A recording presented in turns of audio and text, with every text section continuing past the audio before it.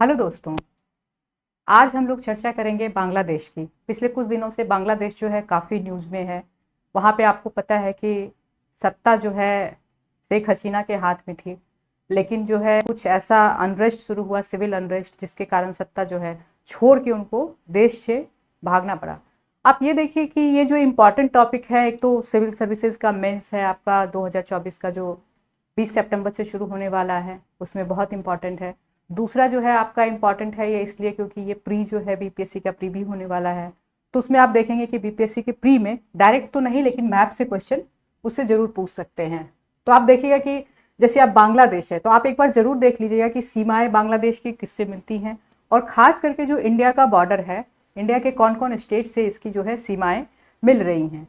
तो ये आपको देखना पड़ेगा कि जैसे कि इंडिया से पूरा आप देखेंगे यहीं पे बांग्लादेश है, तो ये जो है बहुत ज़्यादा आपका इम्पॉर्टेंट हो जाता है बांग्लादेश का।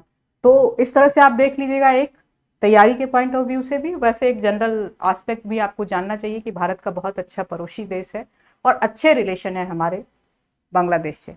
तो आप देखते हैं कि बांग्लादेश का जो क्राइसिस है उसको हम समझने की कोशिश करते हैं कि आखिर ये बांग्लादेश में क्राइसिस क्यों शुरू हुई। तो पहले देखते हैं कि व्हाट क्राइसिस क्या है, पहले ये समझेंगे, फिर वाई ये क्राइसिस क्यों हुई, और देन समझेंगे कि इंडिया और वर्ल्ड जो है इससे कैसे इसमें जो है देख रहा है, और किस तरह से इसके फ्यूचर एस्पेक्ट को समझा जा सकता है कि भारत के साथ कैसे रिलेशन होंगे, और एज अ पूरा एक बांग्लादेश एक कंट्री के रूप में पूरे वर्ल्ड पे किस तरह से प्रभाव डाल सकता है। तो यूएस का देखेंगे क्या इसमें कहा गया है। तो सबसे पहले हम देखते हैं कि व्हाट इज बहुत इंपॉर्टेंट है। व्हाट क्यों? क्योंकि आप पूरा अगर पर्सपेक्टिव समझेंगे बांग्लादेश का, तो उसमें जो है इस अगर रीजन को नहीं समझेंगे तो फिर आप पूरी तरह से समझ नहीं पाएंगे कि क्या कारण रहा। सबसे पहले देखते हैं कि वहाँ पे रिजर्वेशन कोटा है। रिजर्वेशन कोटा है कि गवर्नमेंट सर्विसेज जितनी होती है, हमारे यहाँ भी है, भारत में भी है रिजर्वेशन का, और वहाँ भी फैसिलिटी है। तो टोटल जितना सर्विसेज है उसका जो है आपका 56% जो है गवर्नमेंट में जो है ये रिजर्वेशन दिया गया है, खास करके शेख हसीना के काल से ही दिया गया है इसको।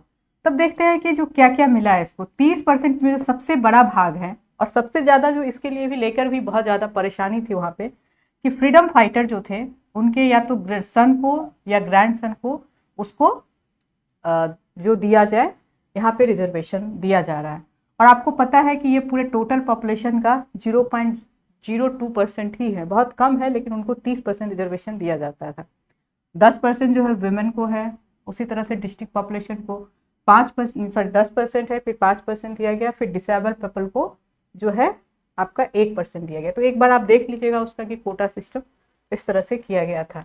दूसरा चीज है जो आपका कि 2013 में, अब इसके खिलाफ जो है समय समय पे प्रोटेस्ट शुरू होते रहे हैं। तो सबसे पहले 2013 में हुआ था।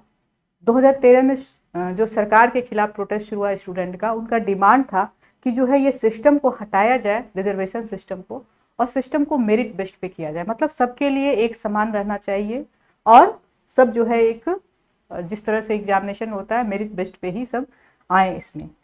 लेकिन क्या हुआ, ये जो मूवमेंट था उस समय उसको उसमें कुछ ऐसा रिजल्ट नहीं आया, और मतलब वो खत्म हो गया। फिर लेकिन 2018 में ये मूवमेंट शुरू हुआ, उसका कोई रिजल्ट नहीं था 2013 का। 2018 में फिर प्रोटेस्ट शुरू हुआ, लेकिन इस बार जो प्रोटेस्ट था वो बहुत इंटेंस था। स्टूडेंट लोग सारे सड़कों पे आ गए, जितने एम्प्लॉयड। तो ये क्या हुआ, इसने बहुत ज़्यादा इंटेंसिफाई कर दिया। तब सरकार जो है यहाँ पे शेख हसीना की ही सरकार थी, तो उन्होंने क्या किया, इसके लिए स्क्रैप करने के लिए रिजर्वेशन को, उसके लिए वो राजी हो गई कि कोटा सिस्टम को स्क्रैप कर दिया जाए, और वहाँ पे कर भी दिया गया स्क्रैप। लेकिन अब देखिए उसमें क्या हुआ, वो लोग जो जिनको उनसे हानि हो रही थी वो क्या किए, वो चले गए हाईकोर्ट में। हाईकोर्ट ने डिसीजन दिया कि जो 2000 मतलब सॉरी 5 जून को उनका डिसीजन आया, और ये कहा गया कि जो कोटा सिस्टम है, मतलब रिजर्वेशन जो 56% दिया जा रहा है सर्विसेज में, वो जो है वो एज इट इज रहेगा, उसको अपहेल्ड किया गया। अब ये जब डिसीजन 5 जून 2024 को आया, तो उसके बाद देखिए लोग सड़कों पे आ गए और प्रोटेस्ट शुरू हुआ। अब दिक्कत कहाँ पे हुई, यहाँ पे सरकार से हैंडल नहीं सही से किया गया। क्योंकि अब जैसे ऐसा सिचुएशन किसी के सामने इस तरह हो जाए, और इतने बड़े पैमाने पर, क्योंकि इसके लिए पहले भी प्रोटेस्ट शुरू हुआ था, तो इसमें करना क्या चाहिए था कि एक टेबल पे बुला के स्टूडेंट के जो लीडर हैं उनसे बात करना चाहिए था और इसे समस्या का सॉल्यूशन निकालने के लिए कोशिश करनी चाहिए थी और उनको कहना चाहिए था कि हम इसके खिलाफ जो है चैलेंज करेंगे, हाई कोर्ट के डिसीजन को, सुप्रीम कोर्ट जाएंगे और इस तरह से जो है वो सिस्टम खत्म किया जाएगा। लेकिन हुआ क्या वहाँ पे? अब देखिए, यहीं से सारी जो समस्या की जड़ शुरू होती है वो यहीं से शुरू होती है। किया क्या उन्होंने, हैंडल कैसे किया? सप्रेशन, बुरी तरह से उसको सप्रेस किया गया। जो आंदोलन था उसको बुरी तरह से दबाया गया, जो पुलिस पावर थी उसको पूरी तरह से यूज किया गया और जो उनके स्टूडेंट थे, यूनियन थे जो कि सपोर्ट करते थे इनके, शेख हसीना के करते हैं, वो छात्र लीग कहलाती है, उसको भी उसमें लगा दिया गया और बहुत सारे लोगों का डेथ हुआ। आपने देखा होगा, उस तरह के बहुत सारे पिक्चर्स आ रहे हैं, बहुत सारे खबरें आ रही हैं, अलग अलग बताते हैं कि लगभग 1000 से भी ज़्यादा लोगों को मारा गया, लेकिन ये अनऑफिशियली है। बट वहाँ पे जो, ये तो सही है कि वहाँ पे जो अनरेस्ट था, जो क्राइसिस थी, वो बहुत ज़्यादा हाई थी। तब इसमें दूसरा क्या काम कर दिया इन्होंने कि राजाकार कह दिया उनको। उन्होंने कहा कि जो फ्रीडम फाइटर है उनके बच्चे को नहीं दिया जाएगा आरक्षण, तो को राजाकार को दिया जाएगा। तो ये राजाकार वर्ड वहाँ के लिए बहुत डेरोगेटरी माना जाता है, एक तरह से गाली सूचक माना जाता है। इसका अर्थ ये है कि जो राजाकार वहाँ किसको कहा जाता है, जिन्होंने, जो फ्रीडम फाइटिंग हो रही थी वहाँ पे 1971 में, तो जिन्होंने उसके विपक्ष में यानी कि पाकिस्तान के समर्थन में जो कार्य किया उसको राजाकार कहा जाता है, मतलब एक तरह से देशद्रोही कहा जाता है उनको। तो ये काफ़ी इंटेंसिफाई कर दिया गया कि हमको राजाकार कहा जा रहा है, हम इस देश की जनसंख्या और हमको अलग करके देखा जा रहा है, और इसने और ज़्यादा इंटेंसिफाई कर दिया।